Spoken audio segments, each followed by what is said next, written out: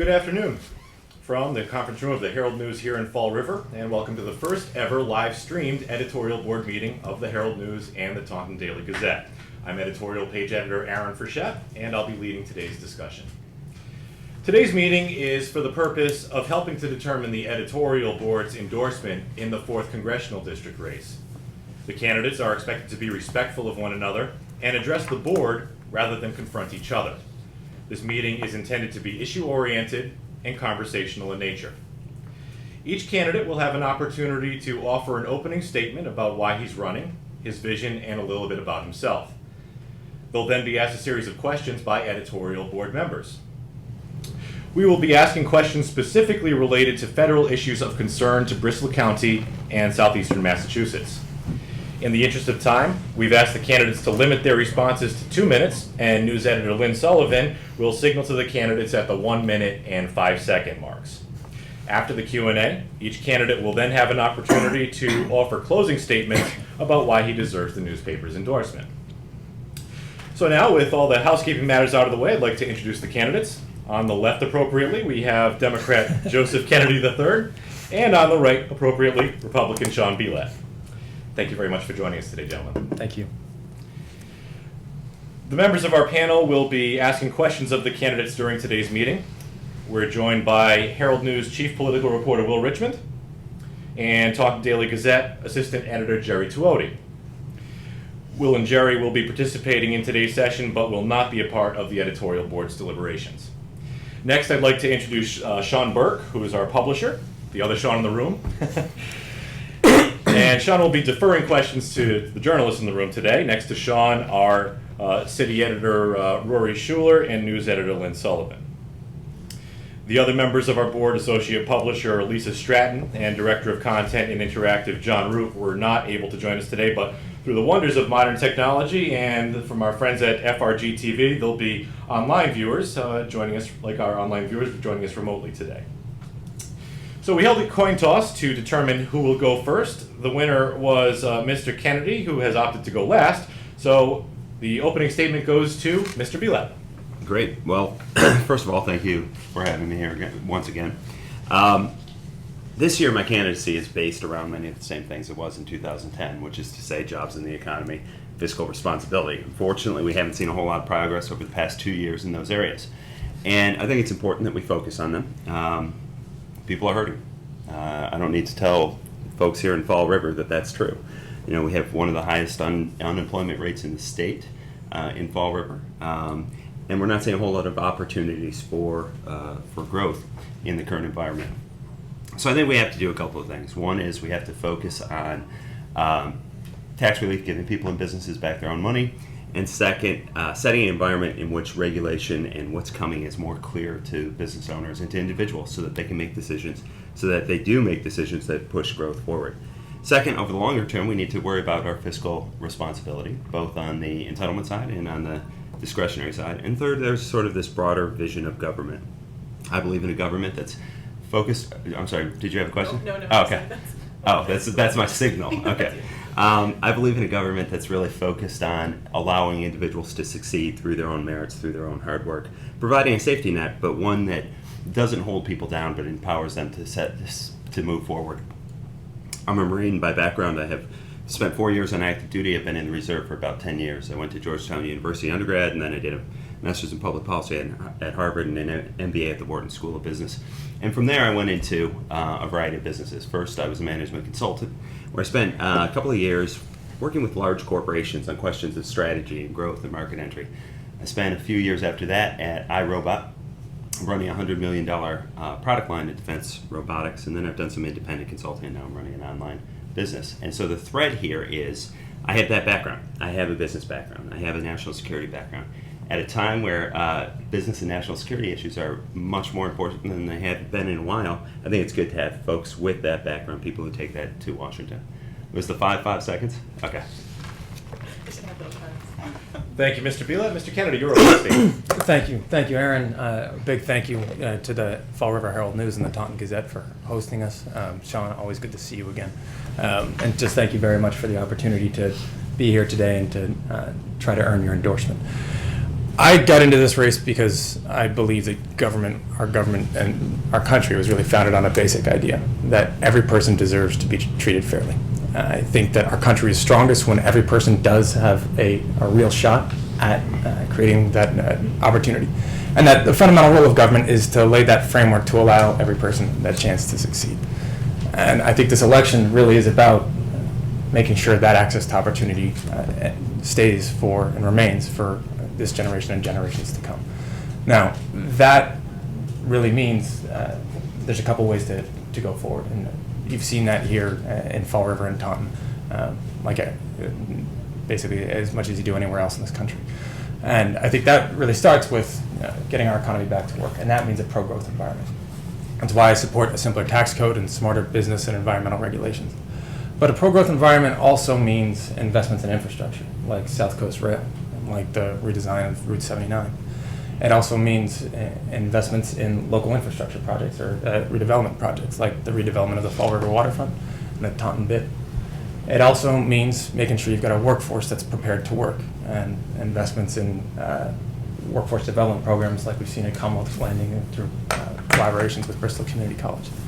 Now, all of that is part of what we need to do to get our economy up and running again in the short term. In the long term, it is about getting ourselves on a pathway to fiscal responsibility. And to do so, I think that means a responsible mix of spending cuts and revenue increases, a balance of both that asks everybody to do their part to get our country to where we want it to be in the future.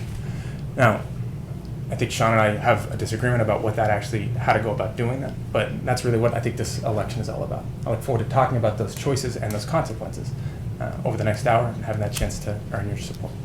Thank you. Thank you, Mr. Kennedy. So now let's get down to business. Will Richmond will offer the first question. I'm proposing two questions. They're just specific for one candidate individually. The first one is for Mr. Bielat. Fall River has been at times described as the bluest city in the bluest state and has been represented in the U.S. House of Representatives by a pair of Democrats for more than a decade. With just half of the city in the 4th District and its history of Democratic support, how can Fall Riverites be assured you will be looking out for their best interests in Congress? Well, I think looking out for constituents' best interests isn't a matter of party. It's a matter of ideas. It's a matter of philosophies. It's a matter of constituent service. I don't think that there's any reason to expect that I would take less care of people from Fall River. If anything, I'd want to turn some of them red. We have seen a lot of Massachusetts vote consistently Democratic over the years. In many cases, it's because people haven't had good choices. Oftentimes, the Republican nominee on the ballot has not been particularly strong, has not been a particularly good option. And at a minimum, I want on November 6th, everybody to go into the voting booth, know who both of us are, know what both of us stand for, and make a selection based on qualifications, principles, ideas, character, and move forward based on that rather than party. You know, we talk a lot about how there's too much partisanship in Washington, and I think it's very true. So the starting point shouldn't be then dividing up the district into places where people agree more with you because of your party or less with you because of your party. I think a lot of my ideas and a lot of my views are very much in keeping with traditional concerns of people here in Fall River and elsewhere. I talk a lot about my grandfather because he was a hero of mine, but when he was a lifelong Democrat during the FDR years, he became a Democrat and stayed that way until he died when he was 91. And my whole life he said, Republicans, they're the party of the rich, you know, never trust a Republican.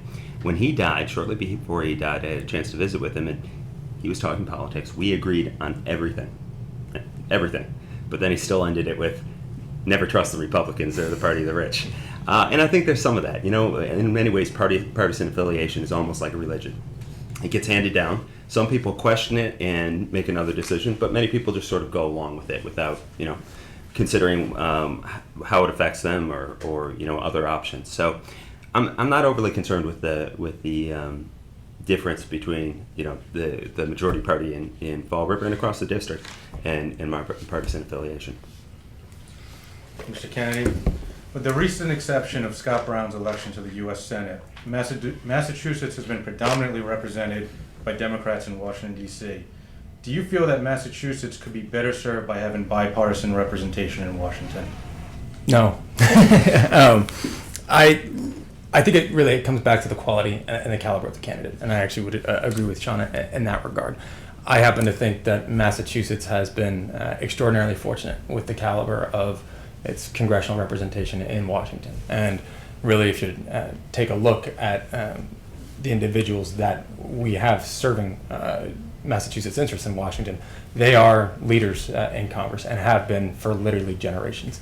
And so it is less, I think, about party affiliation in this regard than it is about the talent and the ability of the individual to serve. And so in that respect, I do agree with Sean. I think it also comes back to really the values and the vision of that individual candidate and the people that they are trying to serve.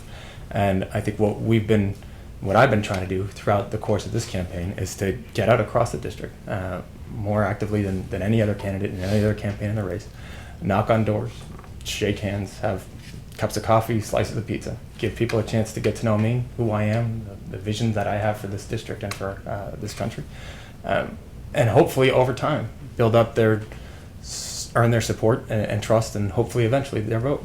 But that it does take time, and that is what the beautiful thing about the campaign is. It gives an opportunity for a candidate, any candidate, to go out there and try to earn it. And that's what we've been doing from the beginning, and we've been having some fun. Thank you. Well, the other questions today will be asked of both candidates. Jerry Tuoti's up next. Thank you, Aaron. The Patrick administration here in the Commonwealth has been advocating for the expansion of commuter rail service to the South Coast, to Taunton, to Fall River, to New Bedford. And that's an initiative that some local leaders in those cities say would revitalize the economy and lead to growth and jobs. But the project, however, comes with an estimated price tag of more than $1.4 billion, and no source or no major source for that has been identified yet. And I wanted to ask each of you whether you believe the federal government has a role in funding such state-level infrastructure and transportation projects, and if you do, how would you reconcile such a large expenditure with a desire to bring down the national debt? Who? Mr. Kennedy, go first. It's a great question, Jerry, and I think this is actually one place where Sean and I actually agree. I don't want to put words in your mouth, but I think we both agree on the importance of South Coast Rail. I'll speak obviously about my support for it. It is probably the biggest and best large-scale infrastructure project, not just for Fall River, but for Taunton, the entire southeast region, the greater Taunton area, and for the greater Fall River area.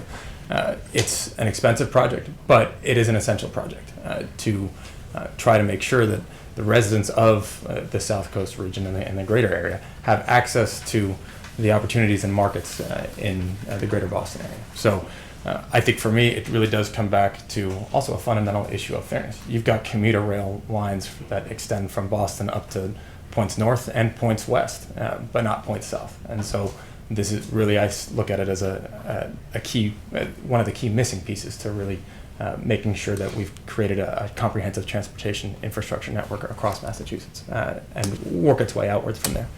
With regards to the financing, I think there's a couple ways that we can go about it. And there's no doubt that we're going to have to be a bit innovative here because there is a sizable bill. I think it's got to be done through local cooperation or through cooperation with state, local, and federal government. I think it is one of the roles of the federal government is to provide access to funds for transportation infrastructure. One of the big bills that Congress was actually able to come together on this past year was the big transportation bill. And so there can be agreement for transportation infrastructure and investments in infrastructure.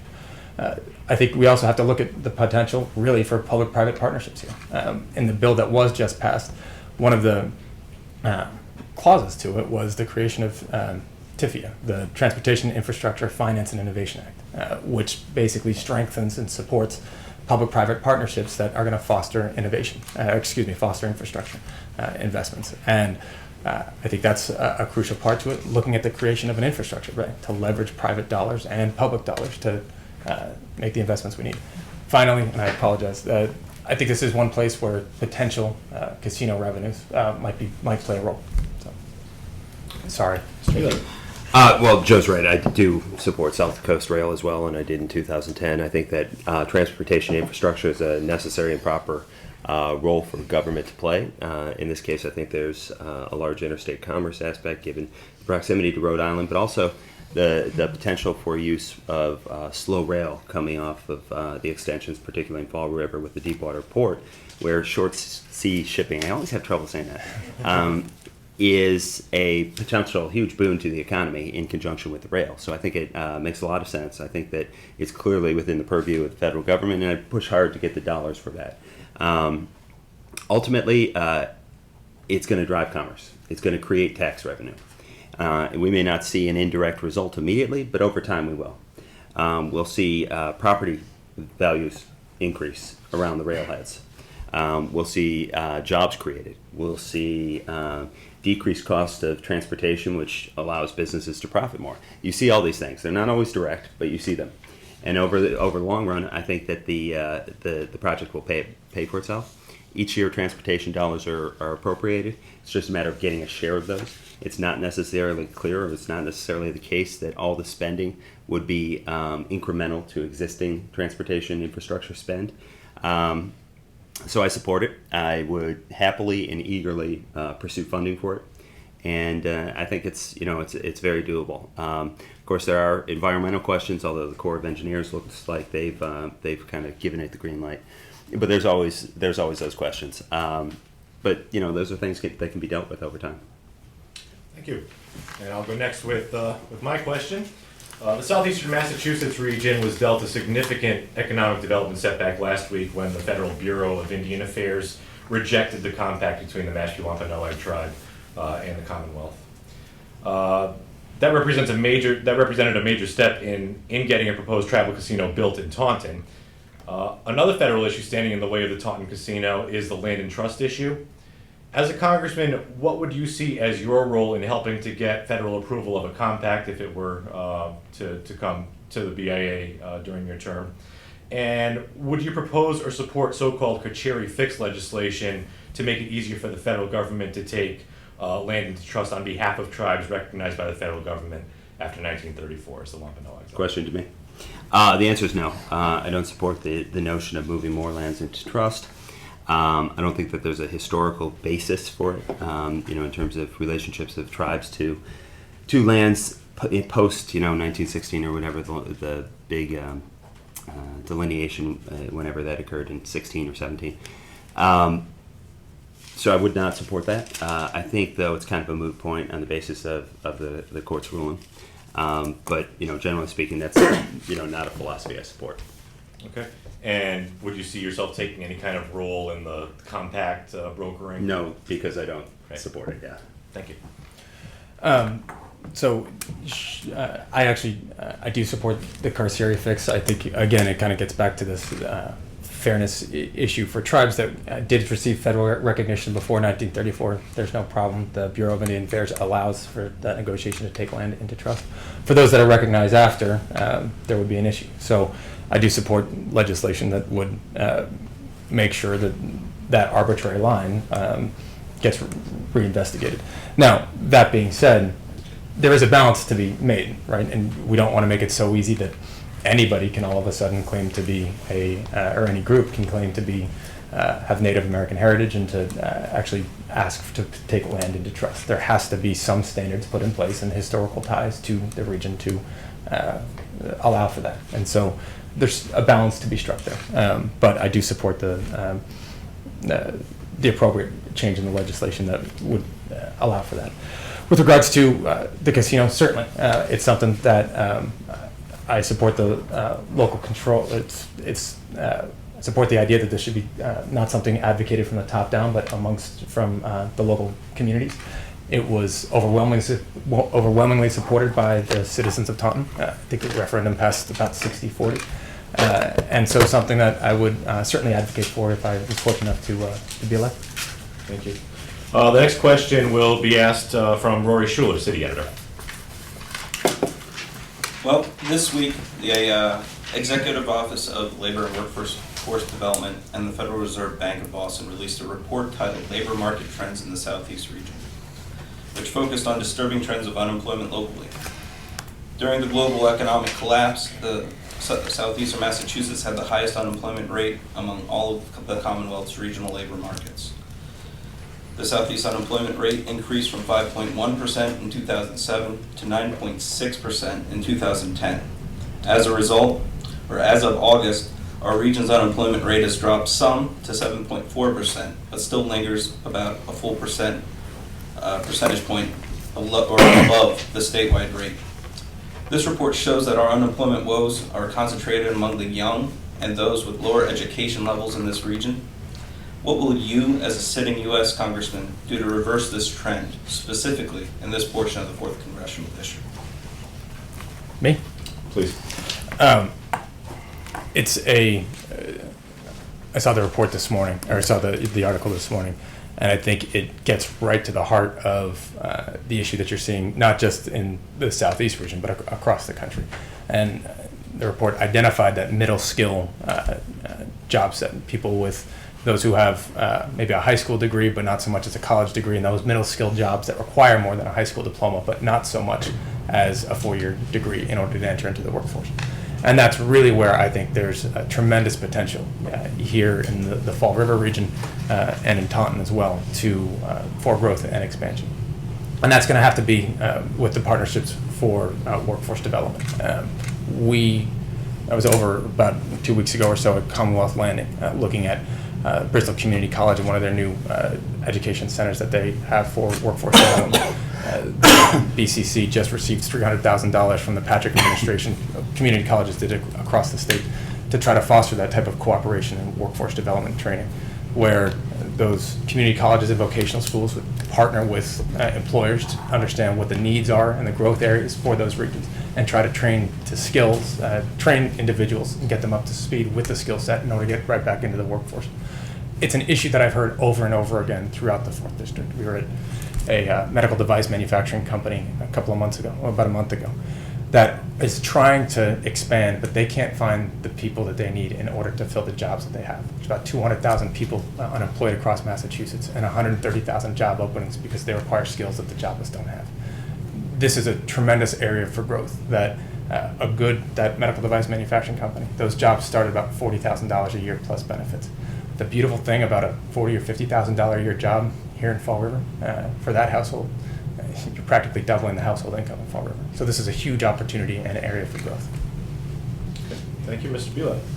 Well, creating pro-growth environment generally in this country is going to help all parts, and I think that has to be the starting point for any solution. And it goes back to the things I said earlier about how you do that. One is by giving people and businesses back their money.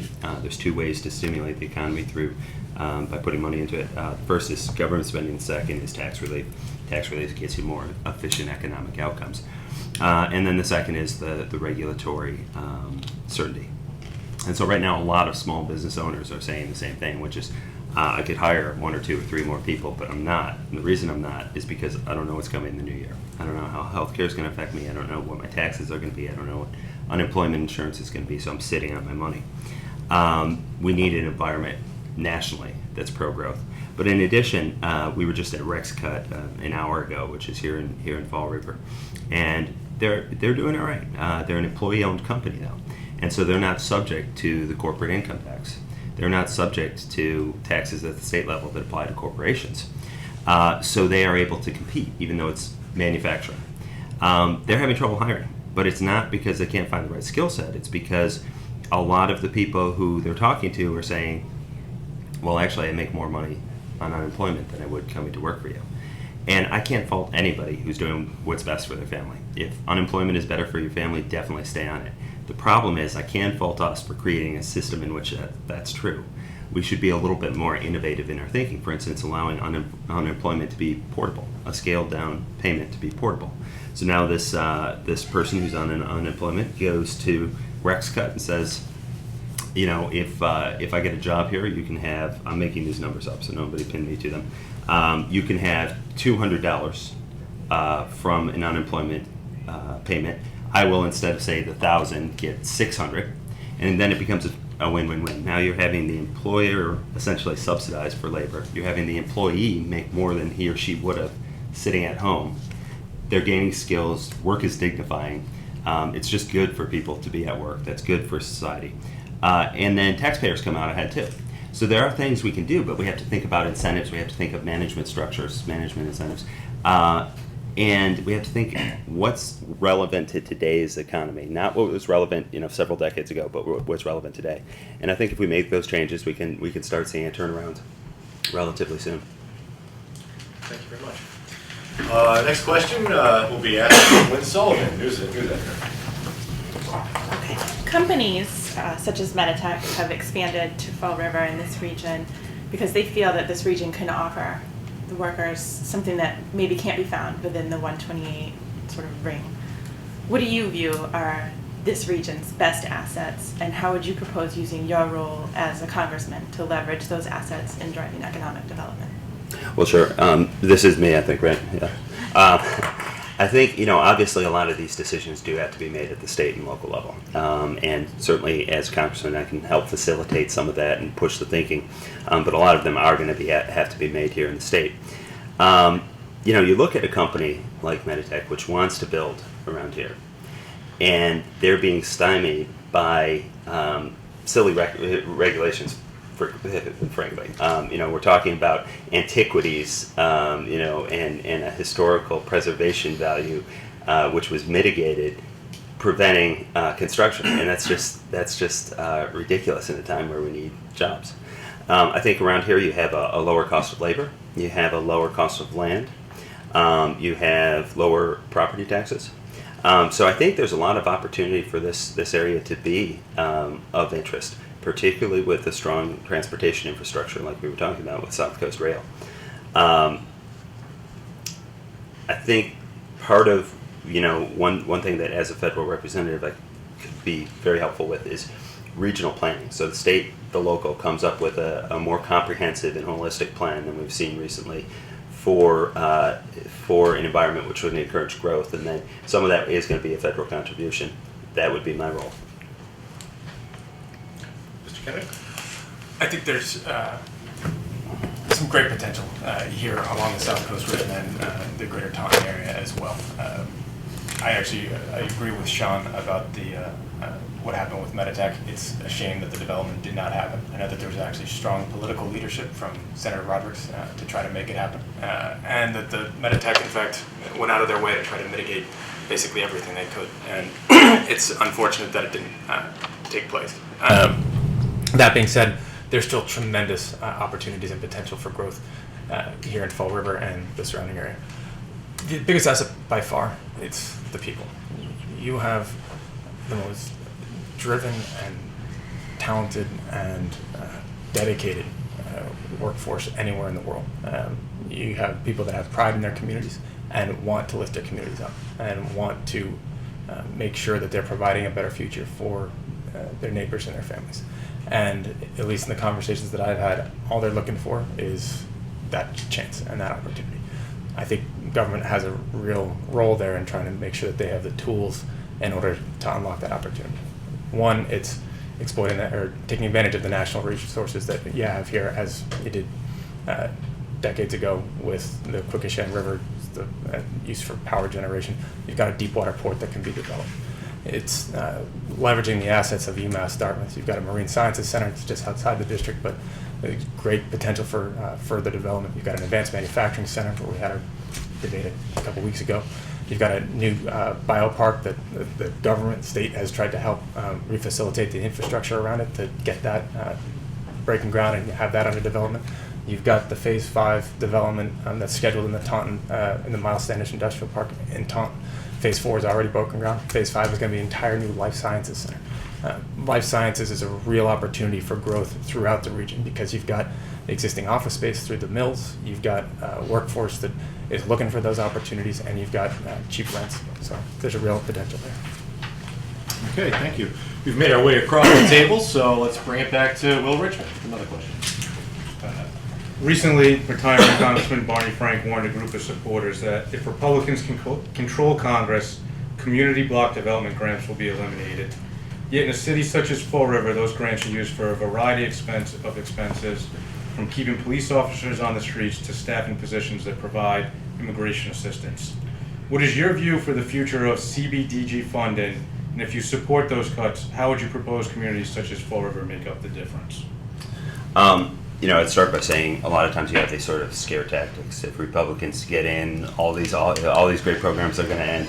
I have no reason to see or propose cuts. To the extent that federal aid is appropriate, block grants are a great way to do it. Let communities decide how best to allocate funds in keeping with local needs and local ideas and local potential for growth. I would continue to support that. I'm a big supporter of community development block grants. I think that they're really the great example of the role of government and making sure that that aid is used at the local level. So where the federal government can provide assistance, particularly to communities that are looking to reduce some barriers to entry and barriers to growth, to provide that assistance, but then give local control and make sure that the local officials who are on the ground every day have the opportunity to know how best to designate those resources and that funding. So I'm certainly a big supporter of that. It was part of the framework that I learned from when I first got out of college. My first job was working at the UN on a big international development project, the Millennium Development Goals, which was top down, very much from a global standpoint, macroeconomic standpoint. What were these huge issues for inhibiting economic development in some of the poorest areas of the world? My next job was going as a Peace Corps volunteer, looking at the smallest, most localized level. What were the issues for challenging economic development at the local level? And those two experiences back to back really helps for me solidify the notion that particularly the role of government at that high level should be supporting initiatives at the local level, providing incentives through legislation and regulation, but then through direct support, but making sure that there is local control and allowing those opportunities to flourish. Are either of you concerned about an over-reliance on grant funding? Who wants to take it? I think that there's that certainly has to be looked at, and one of the challenges long term. Fall River and Taunton, I believe, too, have been fortunate with the receipt of SAFER grants to make sure that we've got the police officers and firefighters necessary and the emergency responders to make sure they're ready to stand by in times of emergency. That I look at as a stopgap. No community is going to be able to depend on those grants in perpetuity. I applaud the federal government for recognizing the need here in Fall River and around Taunton for additional support. But I look at it as a stopgap mechanism so that we can get the economy going again and growing again, increase that tax basis so that eventually it will be self-sustaining. Yeah, I think there is real concern about that. It's not sustainable over the long term, and you create outcomes that weren't intended. Dighton, for example, has a bunch of SWAT vehicles. Dighton, it takes about 5 minutes to drive. I mean, it's not a large town, and they have these Humvees, these all black Humvees that are, look like they're ready to storm Baghdad. And that's an example of what happens when you have grant programs which are accessible but not necessarily well directed. When I worked at iRobot, we sold about 90% of our robots to U.S. military, but the other 10% went to state and local and international. And for the state and local, part of the sales force and sales task is to help local governments write grant proposals. Now, those governments may or may not need that equipment. Maybe it's good for that community, maybe it's not. But because it's free money, they go after it, which is understandable. The question is whether it should be free money, in the first place. Is that the best use of taxpayer dollars? And ultimately, I think we have to be very careful in ensuring that we're granting at the right level and not over-specifying, and that we have programs that are fiscally sustainable over the long run as we look at cuts across the government. Thank you. We have a short amount of time left, but another 15 minutes or so. Do any other panelists have any other questions for the candidates? Go ahead. The Bielat campaign, the Bielat for Congress campaign's latest video, I'd be honored, claims to be inspired by a simple question. What would John F. Kennedy think about Joe Kennedy III's extreme left-wing policies? I'm not sure that's the theme, but According to the press release from your campaign. Really? Mr. Bielat, you were quoted in that release saying, "If John F. Kennedy were alive today, I'd be honored to have his endorsement." This month marks the 50th anniversary of the Cuban Missile Crisis, and the late president, his temperament, and his policies have been on the minds of many. Candidates, please tell us one lesson you've learned from the historical records of the presidency of John F. Kennedy, and make an argument for why the late president would endorse you over your opponent in this race. well, let me be clear. The ad, and I'm pretty sure the press release, and I'll check afterwards, was not intended to say that Joe wouldn't or wasn't worthy of an endorsement. But it is to say this. The Republicans and Democratic parties have changed a lot over the past 5 decades. And President Kennedy said, look, if we reduce taxes, we can encourage economic growth. Which is a mindset that's, certainly I share, and that is predominant among the Republican Party, and you hear less from among the Democratic Party. The real issue here is, here you had a president who was very strong on defense, who was, very strong on international policy, who had a pro-growth agenda, and yeah, absolutely, those are things I support, and I think are consistent with the sort of actions that he took. The Cuban Missile Crisis was obviously one of the clearest examples of the importance of strong leadership. Had we not had that at the time of the crisis, the world could be a very different place today. And we need that sort of strength in our leaders. I would hope that I could earn that endorsement because my views are congruent, but also because I embrace that kind of leadership. I am eager to put into place some of the things that he was talking about and take leadership on some of the same issues he did. I think that it's important to recognize and remember the context in which that President Kennedy's tax cut was made. They lowered marginal rates at that point from 90% on the highest earners to 71%. So we're at a very different time and a very different place than when we were when President Kennedy was in office. I would hope I would be able to earn his endorsement as well. I think I was very proud of my service in the Peace Corps. It's obviously an organization that he founded. And I think from a broader level, and I think something that I've seen throughout learning about President Kennedy, was his faith in Americans to answer a challenge if they were challenged, to answer the call if they were pushed, to ask their friends and their neighbors and your colleagues and even people you don't know to make an effort, even if it meant some sort of self-sacrifice for the greater good of your country and your communities. And I think he did that, and people still answer that call.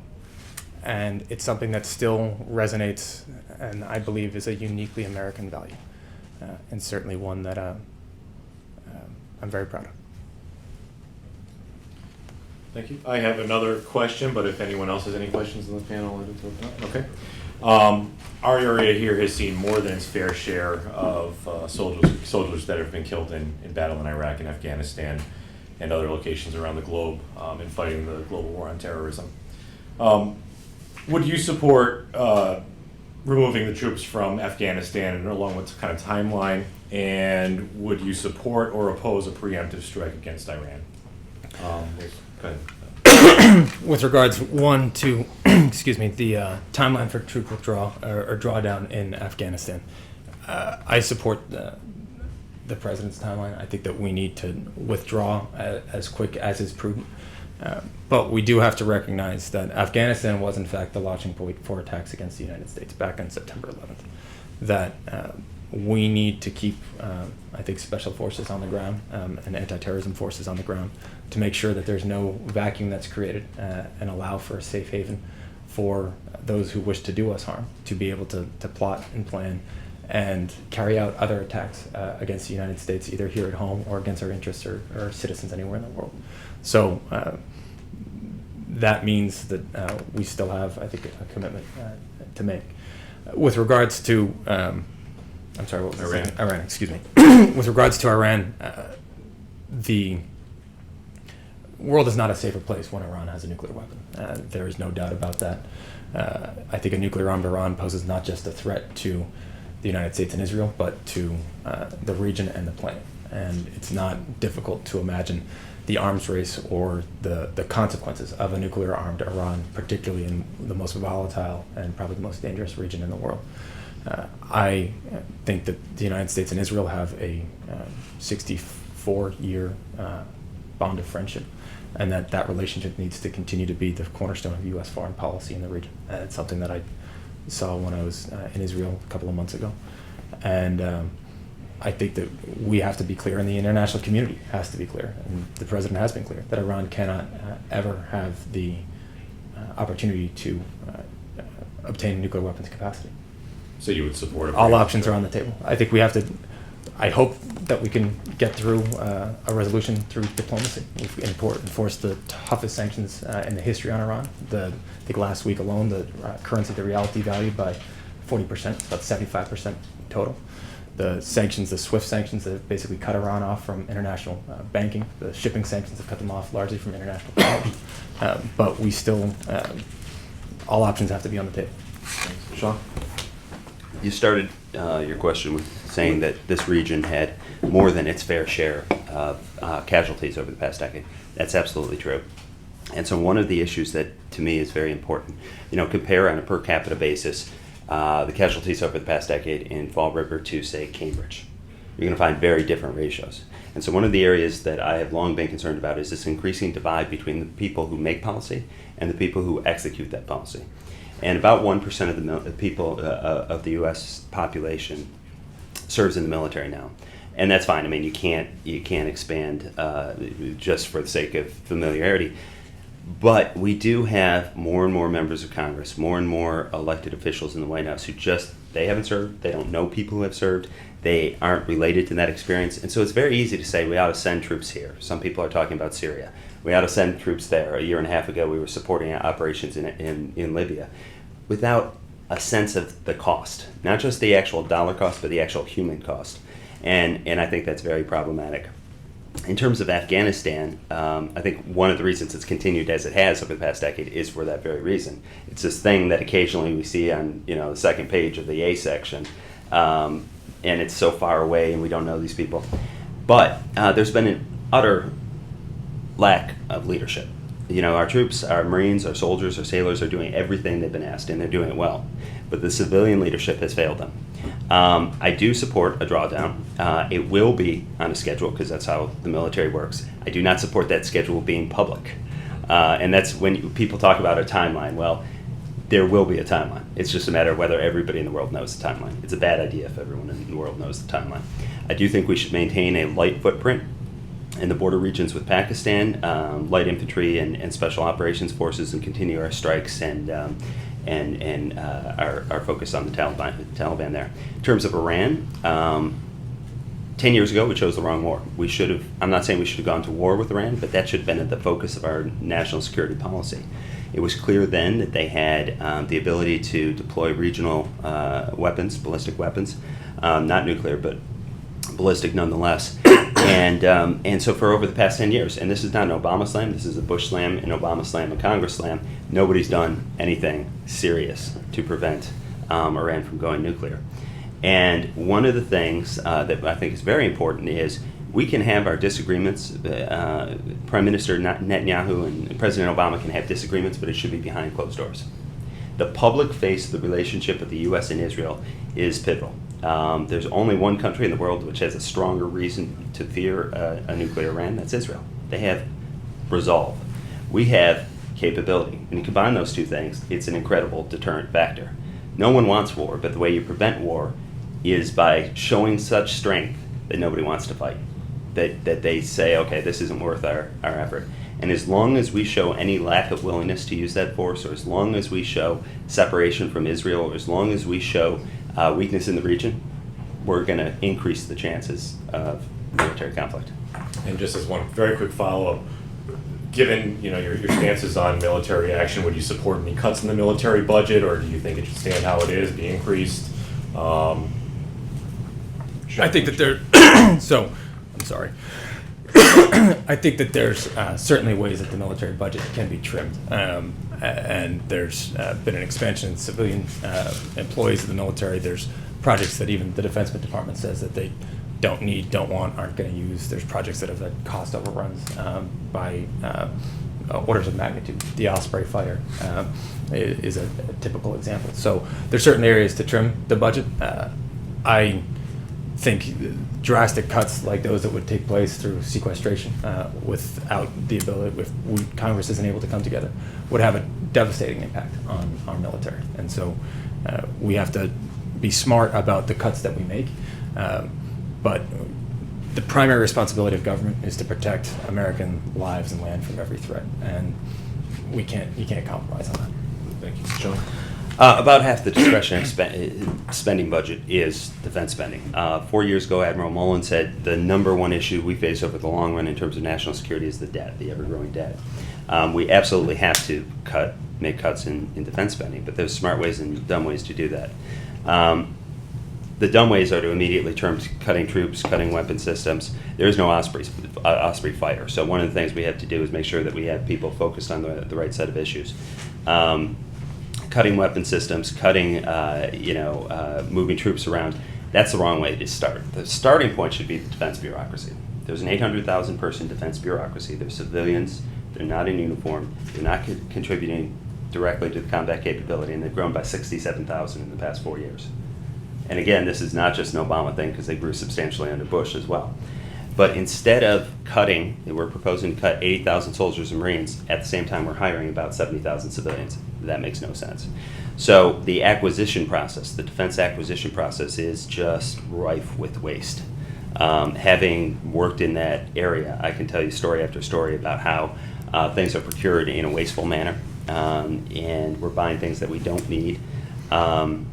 An example I use a lot is I worked with somebody at a very large defense contractor, and he was a VP guy, BD guy, business development. I was too. He had another thing he was working on, and it was an anti-tank missile system. And so one day he came in and he said, I'm not going to be able to work with you anymore. And I said, well, why not? And he said, because the Pentagon is cutting this missile system. And the reason was very good. It was because we had more of these in inventory than there were other tanks in the world.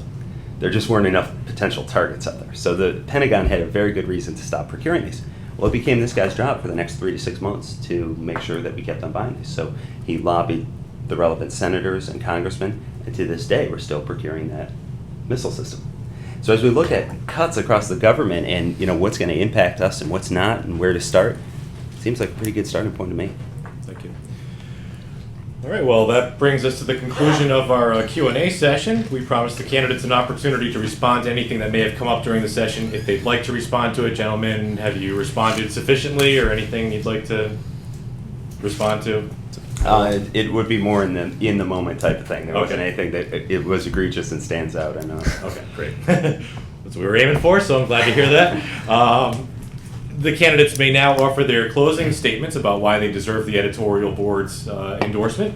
And Mr. Kennedy, as we said, won the coin toss. He opted to go last in the closing statements. Mr. Bielat, would you offer your closing statement, please? Absolutely. So there's a couple of things. One is the experience and qualifications that I talked about. We need people going down to Washington who get it, who understand what government should do and shouldn't do to create a pro-growth environment. Two, ideological diversity is a good thing. I mean, if you think that representation in Massachusetts has been perfect for the past several decades, then maybe you don't want ideological diversity. But I think it's probably healthy to send to Washington people with different ideas.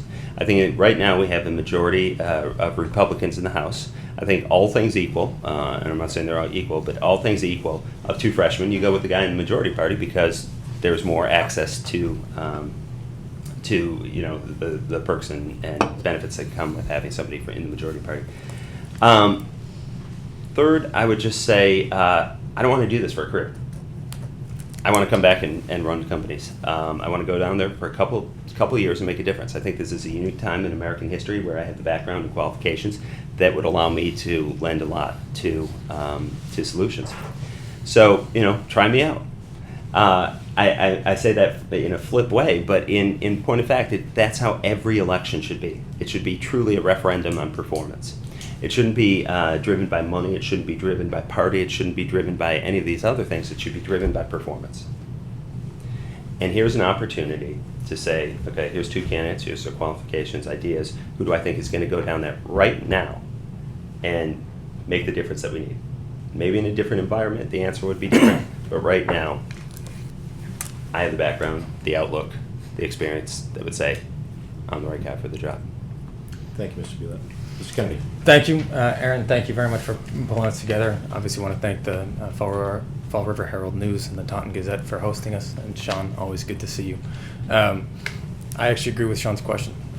Who's going to be the right person right now for Fall River, the South Coast region, Taunton, and the greater Taunton area? And the fact of the matter is that the issues that you heard us discuss today, and some of the ones that you've heard us discuss over the course of this campaign, they have consequences, and they matter. And nobody has seen those consequences matter more than people in Fall River and Taunton and gateway cities in these communities. Sean and I disagree on almost every single major issue out there. Our debt and deficit, how to get it under control, a program where we ask everybody to do their part that I believe in, or Sean has repeatedly endorsed the framework of the Ryan budget about education cuts, 20% education cuts across the board versus investments in workforce development programs like those at Commonwealth Landing and support for Bristol Community College and workforce retraining programs. Programs like a Head Start and food stamps that so many people along the South Coast depend on. So you get it on not just the economic issues, but also on choice and a woman's access to it, safe and confidential health care versus the repeal of Roe versus Wade, about whether the government should tell you who you can love and who you can and can't marry, about questions of fundamental issues like public safety and making sure that there is the resources necessary to keep our firefighters on the streets. I'm proud to have received their endorsement. Police officers here to keep our community safe, happy to have received their endorsement. Teachers in the classroom, happy to have received their endorsement. So when it really comes to, I think, the issues that are going to define this race and the choices and the consequences of those decisions moving forward, I think there is a real difference about the vision that we have. And the vision that I think is the right one for Fall River, the South Coast, and Taunton. Now, that also means building for the future and making the investments that we need in infrastructure projects like South Coast Rail, Route 79, helping out with the broader innovation programs like the UMass Dartmouth Biopark and this Stage 5 development in Taunton. We saw a recent article in the Boston Globe that said that office space for biotech has increased by 50% in the greater Boston area and since 2007. There's a huge potential here. People along the South Coast, your history is defined by reinvention. There's been shifting markets that have ended up having mills closed. There's been fires. There's been reinventions. There's been every time the people here have been challenged, they've always risen up, dusted themselves off. There's a stubbornness, a scrappiness, a pride in these communities. The conversations that I've had, they're not asking for anything special. They're asking for that chance. And nothing would make me more proud than to be able to work with them and give them that access, help them achieve that access to opportunity. I ask for your support, and I ask for your endorsement. Thank you, Mr. Kennedy. I do think if my views are going to be represented, they should be represented by me. So most of that wasn't specific, so I won't spend too much time on it. I have never said I support 20% cuts to education and a number of these other things you just heard. So if you have questions about my specific views, please come to my website or ask me directly. Thank you. Well, I'd like to thank Sean Bielat and Joe Kennedy for joining us today. This new open approach to our endorsement process is intended to allow our editorial boards and our readers the opportunity to fairly compare the candidates and provide a more accurate picture of how the candidates' style and substance stack up next to each other, and I hope that we've accomplished that today. This is the first in a series of endorsement meetings over the next couple of weeks. The next two are in Taunton on Thursday for the Taunton State Rep races. We'll keep our readers posted on when to tune in for those and when you can expect our endorsement editorials. And if you have any comments on today's meeting, please feel free to join us on Twitter or Facebook at HNNow or at Taunton to Go. On behalf of everyone here at the Herald News and the Taunton Daily Gazette, thank you and have a good day.